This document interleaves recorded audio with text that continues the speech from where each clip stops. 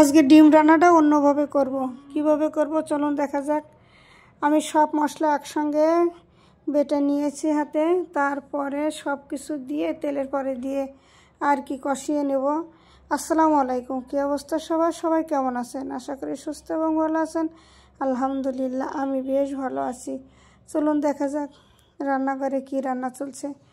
এই যে মশলাটা আমি কষাচ্ছি, অনেক সুন্দর করে কষিয়ে নেব। তারপরে এর সঙ্গে কষানোর পরে অনেক সুন্দর করে কষানোর পরে এর সাথে পানি অ্যাড করব। পানি অ্যাড করে যখন পানিটা বলক আসবে ঠিক তখনই আমি আস্তে আস্তে ডিম ভেঙে দেব। আসলে কি জানেন, এইভাবে ডিম রান্না করলে কিন্তু অনেকগুলো ডিম দেখা যায় আর দেখতেও অনেক মজা লাগে, মানে দেখতে অনেক দারুণ লাগে আর তাছাড়া খেতেও মজা লাগে। আমরা কিন্তু মাঝে মধ্যে এভাবে ডিম রান্না করি। এভাবে ডিম রান্না করতে আমারও খুব ভালো লাগে, যে ডিমগুলো দেখা যায় চোখের সামনে, দেখতে খুব সুন্দর লাগে। এই যে আমি একটা একটা করে ডিম ভেঙে দিচ্ছি সবগুলা। ডিম ভাঙিয়ে আস্তে আস্তে দেওয়ার পরে ওগুলো ঢেকে দিলে কিন্তু ডিমটা ফুলিয়ে ওঠে আর কি, অনেক বড় হয়ে ওঠে, দেখতেও অনেক সুন্দর লাগে। দেখতে সুন্দর হলে কিন্তু খেতেও সুন্দর হয়, আর দেখতে সুন্দর মানেই খেতে সুন্দর। ডিমটা কালার দেখেন কত সুন্দর কালার আসছে, কালার দেখে কিন্তু মন চাচ্ছে এক প্লেট ভাত খাবো।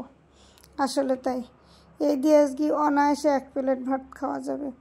এতে কিন্তু বেশি ঝোল রাখবো না, গামাকা ঝোল থাকবে। এই যে আমার রান্না কমপ্লিট।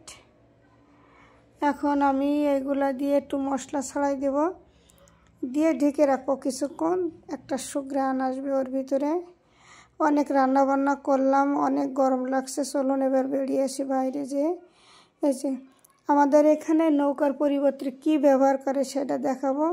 এই যে দাদা দেখছেন না, এই দাদা ঘেরে যায় এই ভিলাতে, আবার তরকারি উঠায় নিয়ে আসে। আবার বাচ্চারা বিকালে ওঠে, শাপলা উঠায়, আমরা মাঝে মধ্যে অনেক মজা হয় বিকালবেলায় এই ভেলাতে উঠে। আর তাছাড়া গ্রামের মানুষ তো এগুলা আরও নৌকার পরিবর্তে ব্যবহার করে। আবারও চলে আসলাম তরকারি কিভাবে উঠাই নিয়ে আসে ওতে। আর দেখেন তরকারি নিয়ে আসছে, এনে কত সুন্দর করে সাজানো গুছানো।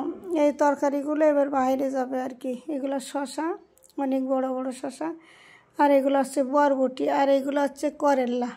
সব বস্তাবন্দি করছে দাদারা, অনেক সুন্দর একটা জায়গায়। আজকের মতো এখানে বিদায় নেব। সবাই ভালো থাকবেন, সুস্থ থাকবেন। নেক্সট ভিডিওয়ে আবার সবার সঙ্গে কথা হবে। আল্লাহ হাফেজ।